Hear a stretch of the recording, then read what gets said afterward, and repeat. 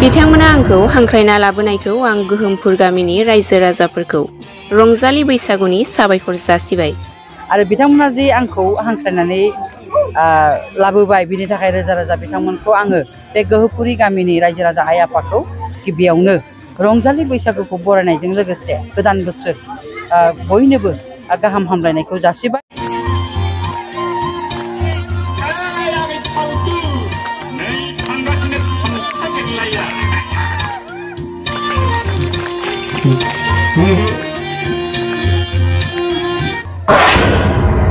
जोंहा गोदोनिफ्रायनो रंजालि बैसागुखौ फालिबोनाया जौ लोंनायजों फालिबोयोमोन, नाथाय आं खावलायनो लुबैदों जानाय लोंनायफोरजोंल' फालियालासेनो लोङालासे बैसागुखौ फालियोब्ला मोजां जायो। आइ आफानिसिम जे जोंहा गोदोनिफ्रायनो आबै आजौनिफ्रायनो जे रंजालि बैसागुखौ फालिबोयो। बे रंजालि बैसागु फालिनायाव गोदोनि फालिनायफ्रा बिदिनो लोंला जालायै फालिबोयोमोन। गोबाङानो जौ लोङाबानो जाया बायदि फालिबोदों। दा बे नैबे मुगायाव आं बेखौनो खावलायनो लुबैदों जे जोङो जाला लोंलाजों फालियालासिनो लोङालासिनो जोङो रंजालि बैसागुखौ फालिनो हायो।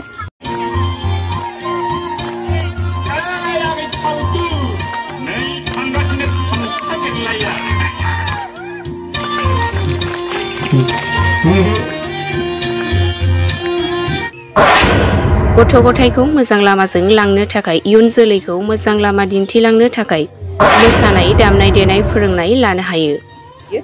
गथ' गथायखौ मोजां मोनसे लामाजों लांनो थाखाय, इयुन जोलैखौ जोङो मोजां लामा दिन्थिलांनो थाखाय जोङो जाया लोङानो बिदिनो मोजां मोनसे कालसार, गावनि कालसारखौ सिगां फारसे लांनो थाखाय जोङो बिदिनो रंजालि बैसागुआव जेरैबायदि मोसानाय दामनाय देनाय, गावनि आखाइनि आगजुजों दामनाय बेफोरबायदि हाबाफारिखौ जों लालांनो हायो।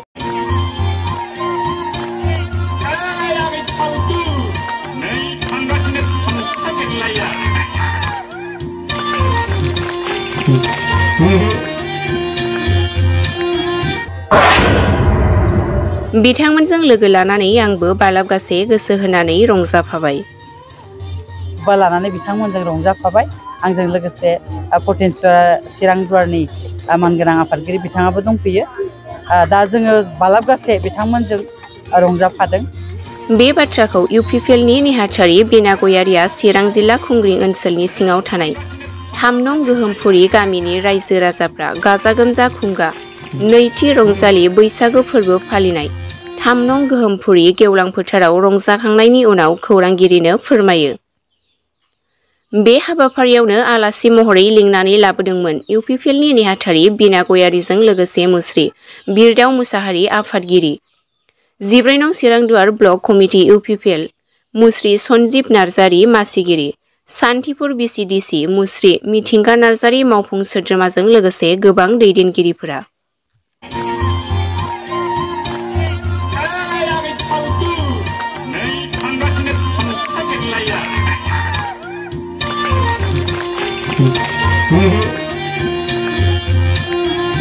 दिनै आं पटेन चिरां दुवारनि सिङाव थानाय जे 3 नं गोहोपुरी गामियाव दिनै नैथि रंजालि बैसागुखौ बिथांमोना बरायदों। बे बरायनायजों लोगोसे गोखा गोखै जानाय हाबाफारि, बे हाबाफारिखौ बिथांमोनहा लादों। दिनै गोबां जायगायावनो रंजालि बैसागुनि गिबि बा संक्रान्ति होननानै जोङो फालियो। संक्रान्तियाव गोखा गोखै जानाय हाबाफारि लायो। बे हाबाफारिजों लोगोसे बिथांमोनहा आंखौ आलासि हिसाबै बिथांमोनहा खावलायनायखाय आं दिनै नुजाफैनो हादों।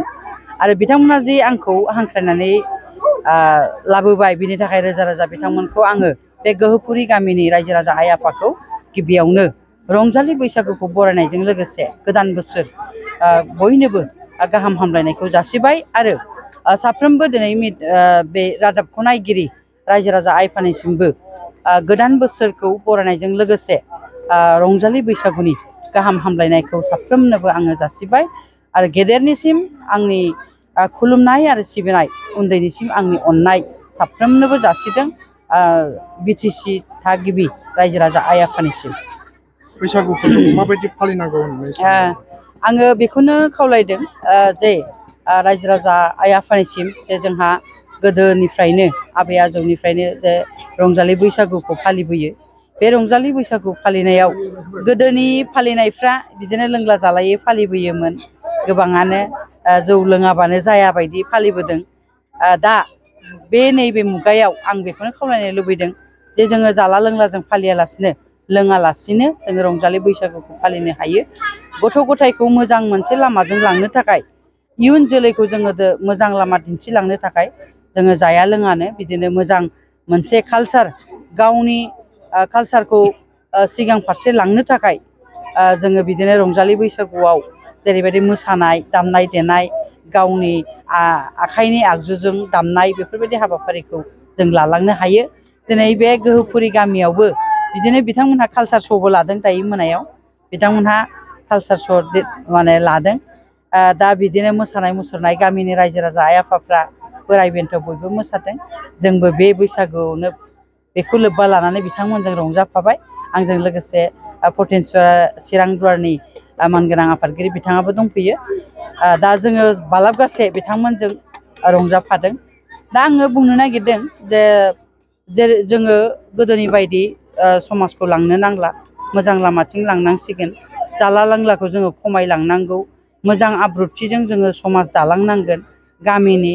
आरो जोङो उन्दै उन्दै गथ'फोरखौ मोजां लामा देखायनो थाखाय गिबियावनो जों फरायसालिफोरखौ मोजां मोनसे माने रायजो राजायानो दायथ' लानानै प्राइभेट स्कुलबाबो जों मोजां मोनसे दैदेनलांनाय गामियानो दैदेननानै बेखौ जोथोन लानांगोन गथ' गथायखौ मोजां खालामनो थाखाय।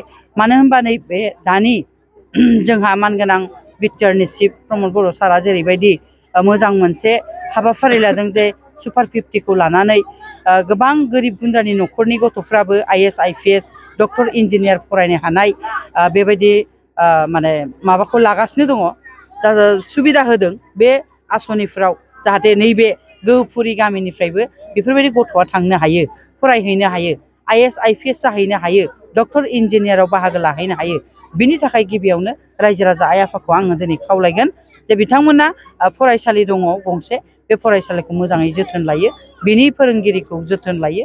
बेनि थाखाय आं बिथांमोनखौबो खावलायदों जे इयुन फारसे बेबायदि आवगायलाङोबा गथ' गथायाबो मोजां मोनसे लामा मोनगोन आं बेखौ खावलायबाय।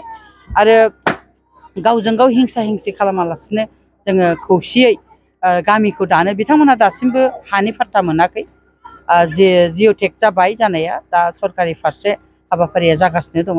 बिथांमोनहा जेब्ला हानि मोनथायखौ मोनगोन अब्लानो गासिबो जाजोबगोन। आं बेखौ बिथांमोनखौ खावलायदों जे गोसोआव जेबो दाहा लानो नाङा जालांगोन। जिहेथु जोङो नैबे सरकारा 1,06,000 सिमनिबो बारा जे जोंहा हानि मोनथाय हानि फाट्टाखौ होखांबाय आरो होबाय थागासिनो दङ आरो होलांबाय थागोन।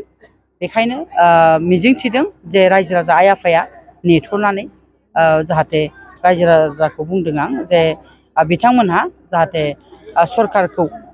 सरकारनि सायाव भरसा लानानै आवगायलाङो आं बेखौ खावलायदों।